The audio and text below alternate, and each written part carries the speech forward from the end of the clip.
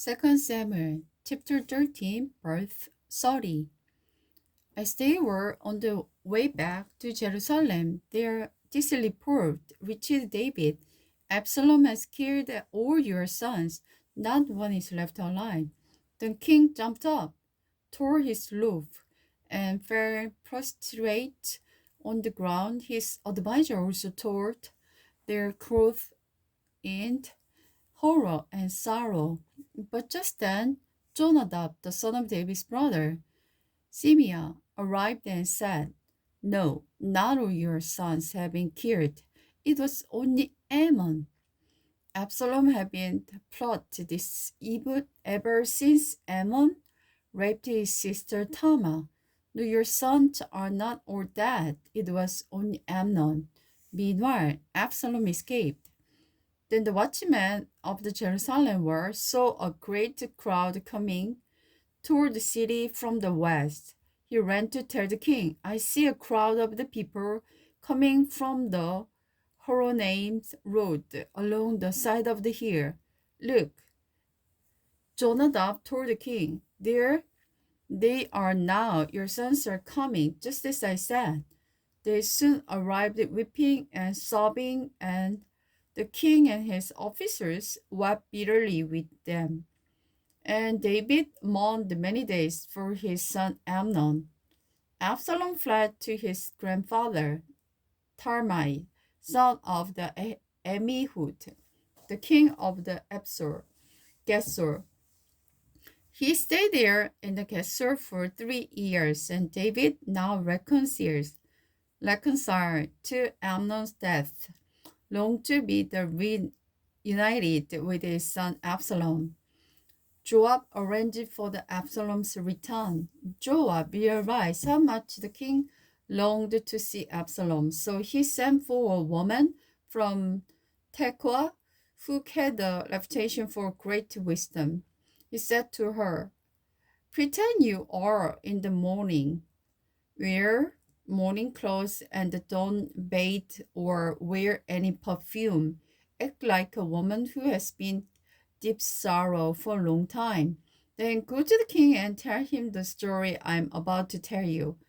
Then Joab told her what to say. When the woman approached the king, she fell with her face down to the floor in front of him and cried out, "Oh, king, help me." "What's the trouble?" the king asked. "I'm a widow," she replied.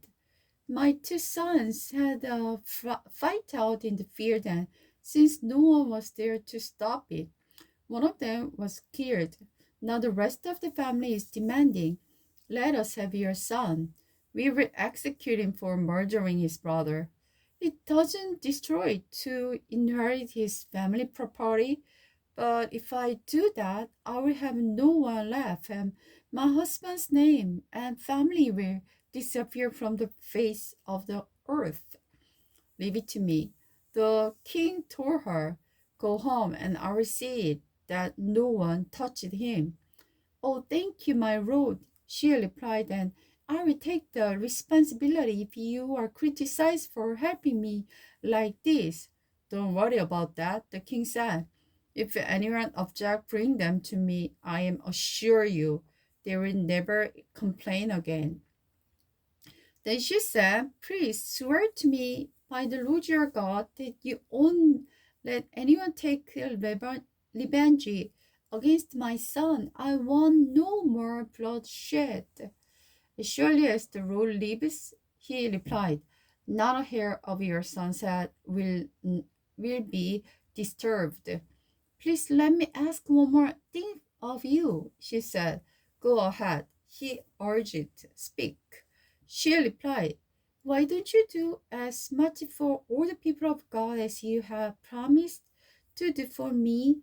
You have convicted yourself it making this decision because you have refused to bring home your own banished son. All of us must die eventually. Our lives are like water spilled out on the ground, which cannot be gathered up again. This is why God tried to bring us back when we have been separate from Him. He does not sweep away the lives of those he cares about. Neither should you. But I have come to plead with you for my son because my life and my son's lives have been threatened. I said to myself, perhaps the king will listen to me and rescue me from those who would cut off from the God's people. Yes, the king will give us peace of mind again. I know that you are like an angel of God and can discern good from evil. May the Lord of your God be with you. I want to know one thing. The king replied, Yes, my lord, she asked. Did Joab send you here? And the woman replied, My lord the king, how can I deny it? Nobody can hide anything from you. Yes, Joab sent me and told me what to say. He didn't place the matter before you in a different right, but you are as wise as the angel of God, and you understand everything that happening along us. So the king sent for Joab and told him, All right, go and bring back the young man, Absalom. Joab fell to the ground before the Lord and blessed him and said, At last I know that I have gained your approval, for you have granted me this request.